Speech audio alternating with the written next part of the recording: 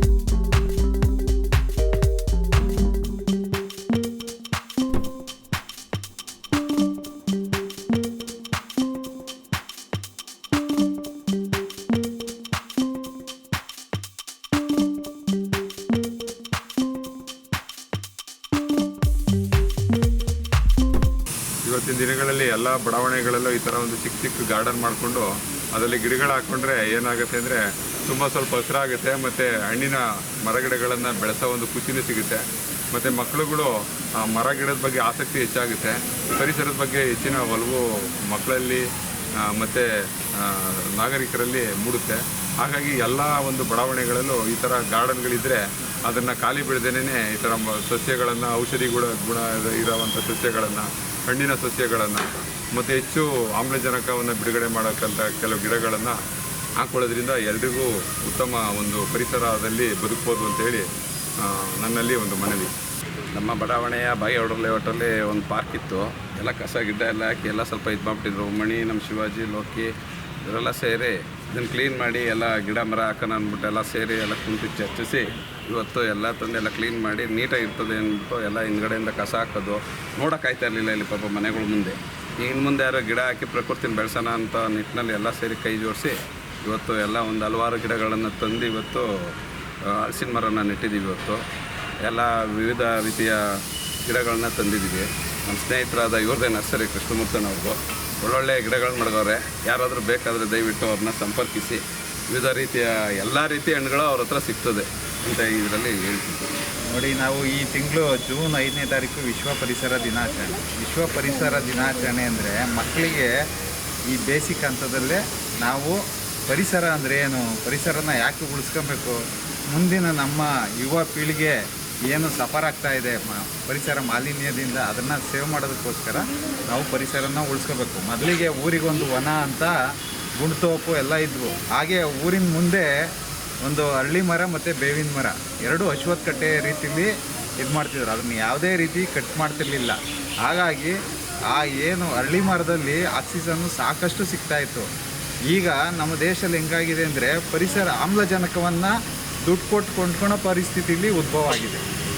ಸಾಕಷ್ಟು ವಿಶ್ವದ ಸಾಕಷ್ಟು ಪ್ರದೇಶಗಳಲ್ಲಿ ಆಮ್ಲಜನಕನ ದುಡ್ಡು ಕೊಟ್ಟು ಕೊಂಡ್ಕೊಂಡು ಅದನ್ನು ಉಸಿರಾಡ್ತಾ ಇದ್ದಾರೆ. ಹಾಗಾಗಿ ನಮ್ಮ ದೇಶದಲ್ಲೇ ಡೆಲ್ಲಿ ಅಂತಹ ಕ್ಯಾಪಿಟಲ್ ಸಿಟಿನಲ್ಲೇ ಆಮ್ಲಜನಕನ ಕೊಂಡ್ಕೊಂಡು ಜೀವನ ಮಾಡ್ತಾ ಇದ್ದಾರೆ. ಆಗ ಆಗಬಾರ್ದು. ಮುಂದಿನ ಯುವ ಪೀಳಿಗೆ ಪರಿಸರದಲ್ಲಿ ಬೆಳೆದು ಪರಿಸರನ ಉಳಿಸಬೇಕು ಅಂತ ನನ್ನ ಕಳಕಳಿಯ ಮನವಿ. ಇವತ್ತಿಂದ ಈ ಪರಿಸರ ದಿನಾಚರಣೆ ಬಂದು ಅಲ್ಲೇ ದಿನಾಚರಣೆ ದಿನಾಂಕ ಮುಗಿದೋಗೈತೆ. ಆದರೆ ಇದನ್ನು ನಾವು ಆ ದಿನಕ್ಕೆ ಮಾತ್ರ ಸೀಮಿತ ಮಾಡ್ಕೋಬಾರ್ದು. ವರ್ಷವೆಲ್ಲ ಮಳೆಗಾಲದಲ್ಲಿ ಚೆನ್ನಾಗಿ ನಾವು ಇವಾಗ ಮಗು ಥರ ಅದು ಕಾಪಾಡ್ಕೊಂಡ್ರೆ ಬೇಸಿಗೆಗಾಲದಲ್ಲಿ ನಮ್ಗೆ ನೆರಳು ಕೊಡುತ್ತೆ. ಆಮೇಲೆ ಈ ಕಾರ್ಯಕ್ರಮದ ಉದ್ದೇಶ ಏನು ಅಂದರೆ ಮಕ್ಕಳಿಗೆ ಅರಿವಾಗಲಿ ಅಂದ್ಬಿಟ್ಟು ಮಾಡ್ತಾ ಇರೋದು. ಈಗ ಅವ್ರಿಗೆ ಮೊಬೈಲ್ ಇದು ಬಂದುಬಿಟ್ಟು ಸ್ವಲ್ಪ ಗಮನ ಬೇರೆಡೆ ಸೆಳೀತಾ ಇದ್ದಾರೆ. ಅಷ್ಟಕ್ಕಾಗ್ಬಿಡೋರು ಮಕ್ಕಳು. ಅದಕ್ಕೋಸ್ಕರ ಇವಾಗ ಮಕ್ಕಳಿಗೋಸ್ಕರ ಇದು ಕಾರ್ಯಕ್ರಮ ಹಮ್ಮಿಕೊಂಡು, ಆಮೇಲೆ ನಮ್ಮ ಇದು ಫಾರಮ್ ಬಂದು ನಮ್ಮ ಕೃಷ್ಣಮೂರ್ತಿ ಅಣ್ಣವರು ಇಷ್ಟು ದಿವಸ ಅವರು ನಮ್ಮ ಭಾರತ ಮಾತೆ ಸೇವೆ ಮಾಡಿ ನಿವೃತ್ತರಾಗಿದ್ದಾರೆ. ಈಗ ಫಾರಮ್ ನಡೆಸ್ತಾ ಇದ್ದಾರೆ. ಇಲ್ಲಿ ಅವರ ಉದ್ದೇಶ ಚೆನ್ನಾಗಿರೋದ್ರಿಂದ ಕನ್ನಡ ಮಾತೆಗೂ ಅವರು ಸೇವೆ ಸಲ್ಲಿಸ್ತಾ ಇದ್ದಾರೆ.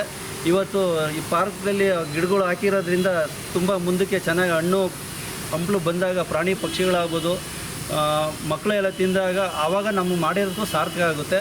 ಈ ಸಹಕಾರ ಬಂದು ನಮ್ಮ ಗುರುವಣ್ಣವರು, ಆಮೇಲೆ KEB ಸಿದ್ದರಾಜ್ ಅವರು, ಆಮೇಲೆ ಅಕ್ಕಪಕ್ಕ ಮನೆಗಳೆಲ್ಲ ಗಿಡಗಳೆಲ್ಲ ಕೊಡಿಸಿದ್ದಾರೆ. ಪಟ್ಟಣದ ಎಲ್ಲ ಬಡಾವಣೆಗಳಲ್ಲೂ ಕೂಡ ಅಲ್ಲಿನ ನಾಗರಿಕರು ಎಚ್ಚೆತ್ತುಕೊಂಡು ಉದ್ಯಾನವನಗಳನ್ನು ಉಳಿಸ್ಕೊಂಡ್ರೆ ಮಕ್ಕಳಿಗೆ ಒಳ್ಳೆಯದಾಗ್ತದೆ. ಸೊ ಇಲ್ಲಿನ ಸದಸ್ಯರಾದಂಥ ಗುರುಮೂರ್ತಿ ಇರ್ಬೋದು, ಮಾಜಿ ಸೈನಿಕ ಕೃಷ್ಣಮೂರ್ತಿ ಇರ್ಬೋದು, ಲೋಕೇಶು, ಮಣಿ, ನಮ್ಮ ವಕೀಲರಾದಂಥ ನಾರಾಯಣ ಸ್ವಾಮಿ ಅವರು, ಕದಮ್ ಅವರು, ಇವರೆಲ್ಲರಿಗೂ ಕೂಡ ಮಕ್ಕಳ ಪರವಾಗಿ ಕೃತಜ್ಞತೆ.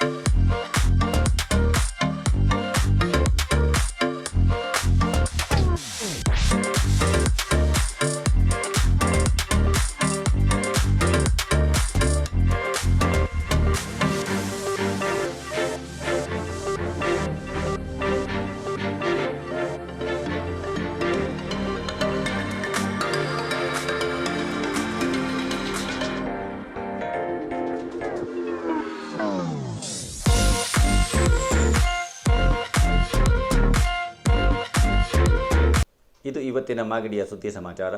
ನಿರಂತರ ಸುದ್ದಿ ಸಮಾಚಾರಕ್ಕೆ ವೀಕ್ಷಿಸಿ ನಿಮ್ಮ GTV ನ್ಯೂಸ್ ಕನ್ನಡವನ್ನು. ವಂದನೆಗಳು.